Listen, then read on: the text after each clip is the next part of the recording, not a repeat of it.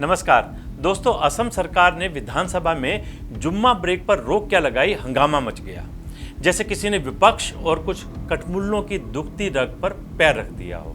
जुम्मे की नमाज पर नो ब्रेक से मुस्लिम स्कॉलर, मुस्लिम नेता और कई मौलाना इतने नाराज हो गए हैं कि उल्टी सीधी बयानबाजी करने लगे हैं।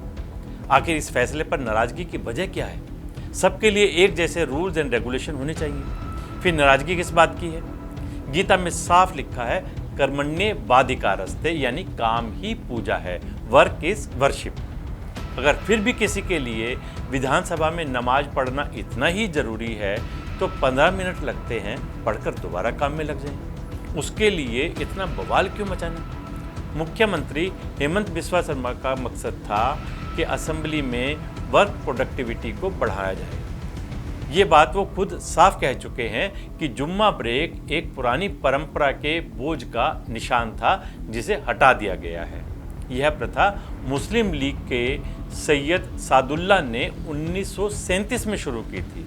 हम सबको मालूम है कि आज़ादी से पहले कई कंजर्वेटिव ट्रेडिशन चले आ रहे थे, जिन्हें खत्म करने के लिए मोदी सरकार लगातार कोशिश कर रही है और देश को विकास के पथ पर बढ़ा रही है।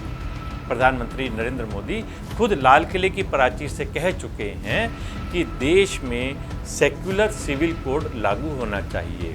इसका अर्थ ये है कि हम सभी एक जैसे अधिकारों और नियमों के साथ आगे बढ़ें। देश में एक राष्ट्र, एक निशान और एक विधान लागू हो।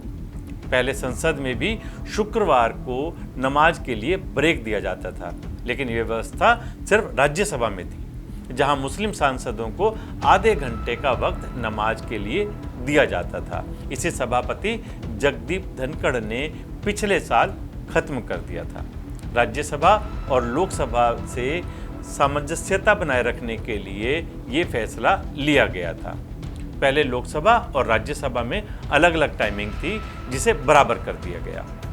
पिछले साल जगदीप धनखड़ ने इस नई व्यवस्था के बारे में बताया था और उन्होंने इस ब्रेक को खत्म कर दिया था। ये मामला दिसंबर 2023 का है। सांसद अपने सवालों के जवाब पूछ रहे थे, तभी प्रमुख सांसद तिरुचि शिवा ने हस्तक्षेप किया। उस दौरान उन्होंने शुक्रवार के दिन राज्यसभा के कामकाज की समय सीमा को लेकर सवाल पूछा। इस पर जगदीप धनखड़ ने कहा कि ये आज के लिए नहीं किया जा रहा है, ये मेरे द्वारा पहले ही किया जा रहा है। दोपहर के भोजन के बाद लोकसभा दोपहर 2 बजे बैठती है, इसलिए मेरे निर्देशानुसार इस सदन में भी दोपहर 2 बजे से ही कार्रवाई शुरू होती है। यहाँ गौर करने वाली बात यह है कि कई मुस्लिम कंट्रीज़ में भी काम के वक्त नमाज पढ़ने के लिए सीमित समय दिया जाता है, लेकिन उसके बदले उसे ओवर टाइम करना पड़ता है। नमस्कार।